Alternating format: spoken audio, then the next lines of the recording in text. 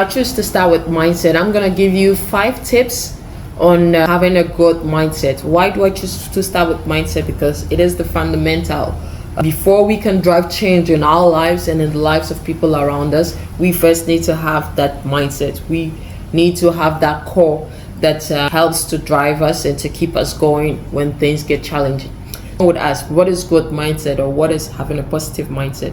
A positive mindset is basically that mindset that believes that there is no limitation, there is no boundaries. You can do everything once you put your mind to it, and gets you to see things from the positive side of where you're constantly with positive energy and laughter and love and joy, and you do everything with a passion, and not because you're forced to do it, but because you have that drive and that strive to really make that difference. And the mindset that I need those who want to join and embark on this journey with me to have. The first tip to having a positive mindset is 1, seeing every challenge as an opportunity. What does that mean?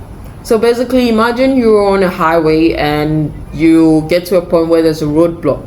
Now, 2 possible reactions to it. 1 is you get out and you say, damn, there's a roadblock, and what the hell? They could have done this road in the evening. Why do they do it during the day when I'm gonna be late for my meeting, blah, blah, blah, and get super upset, and then take the off-road, but really upset, continue just cussing and just hating everyone around you till you get to your destination and end up in a super bad mood, and the day just turns out to be horrible. Or you can say, oh well, there's not much I can do about it. They decided to do it now. There's a roadblock. I'm gonna use the off-road. At least I have the landscape. At least I have a radio. I can listen to some music or a podcast, recordings of self-empowerment. It's a good thing that at least we're fixing the road, because imagine we were on it and we have an accident.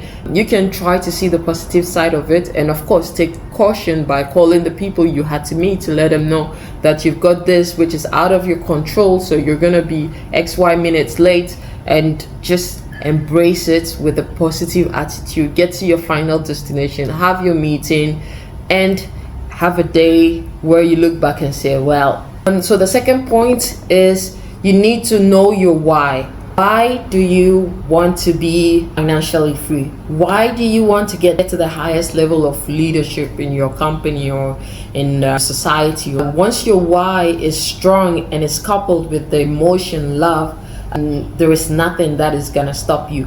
One thing I advise is, when you work on your why, don't let it be superficial. If your why aspire to be the highest level of leadership is because you want to be the boss, well, you will be the boss, but you're gonna come tumbling down so quickly that you would even forget you were once the boss, because that means that you compromise on integrity and the people around you, and you are going to step on people to get up there, which is not gonna be sustainable. If your why to be financially free is because you want to buy all the luxury goods and just show your neighbor or your family that you made it, it's not strong enough. You will get those luxury goods, you will make it, but you're going to lose it so quickly that you will not have the opportunity to make generational wealth. Your why should be because you want to be the boss, because you want to make a change in the lives of your employees or your team members or your customers and suppliers. Your why for financial freedom is because you want to make a change in your society, your family, your community, build schools, build hospitals, whatnot. Let it be strong, big, and filled with love, and then God is gonna bless it. It's gonna give it a strong foundation to make sure that you achieve what you aspire to achieve in terms of financial freedom, leadership, self-development, whatever it may be. The third point is you need to make sure that you don't let your society, the people around you, define you. We find ourselves sometimes doing everything to please people around us and to make everyone else around us happy, because we are worried about what they think about us, what they're going to say about us, that we then lose our moral compass, our values, and we just do things that is not in line with what we aspire to be.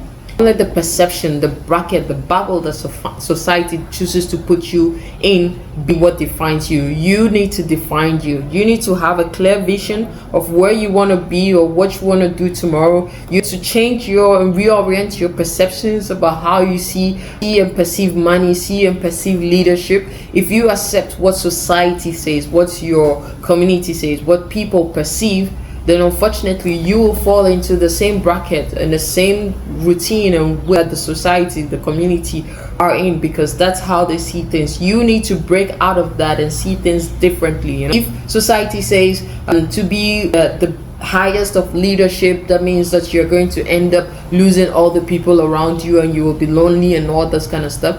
You can have a different perception and say, no, I'm gonna do that because I know I can achieve the highest level of leadership by leveraging on the strength and the relationships around me. So I'm gonna build a stronger bond with people, and I'm gonna get out there still having very good relationships and friends around me that are loyal and that I can trust. If society says, you know what, being rich is gonna make you wicked and arrogant and selfish, and you can say, no, wealth is actually going to help me get time to do the things I love, to help the society, the community, and make that change around me. So once you break out of what society thinks and perceives of leadership, of wealth, and of self-development, and you create your positive attitude and have your own perception, you are going to be able to take the steps needed to make that change.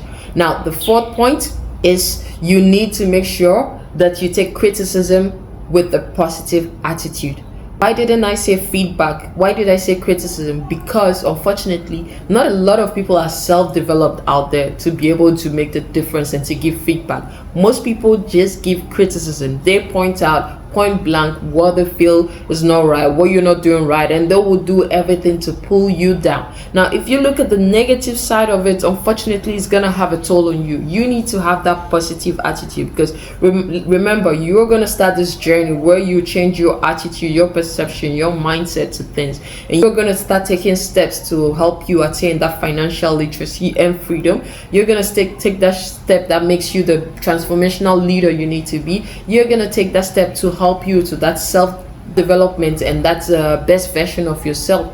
And with that, it's going to come with a lot of people that are going to criticize you because of certain choices you make, because you're not going to have enough time to go partying with everybody. You're not going to have enough time to just keep spending money the way you work carelessly, because you're going to do things in a more conscious way, and people are going to criticize. But you need to look at that criticism in a positive way and say, okay, what is it that I can change to be a better version of myself? What is it out of this criticism that is true that I need to improve on?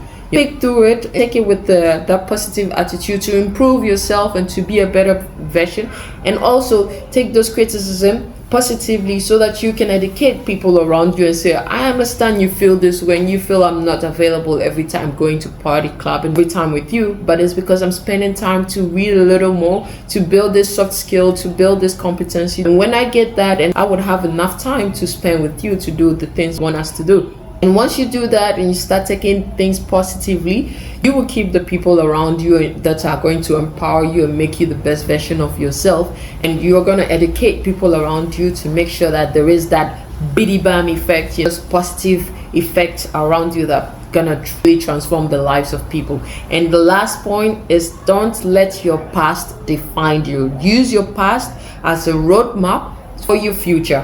Why do I say that? Because the thing is, you can choose to look at all the things that didn't work in the past and be bitter about it, or you can use that and say, all these things I went through helped me build these soft skills, this strength, this perseverance, patience, the competencies that you have now to be the best version. And you're going to use that as a fuel to say, I don't want to live that past anymore, so I'm gonna strive for my future to make sure that it is much better than it was yesterday. And use your past as a roadmap to not make the same mistakes, but don't let it define you and say, no, this is how it works, this is how it's always worked for me, so unfortunately it's not gonna change. Because if you say that, unfortunately it won't change. But use it as a roadmap to aspire to make that difference in your life and to start this journey of transformation.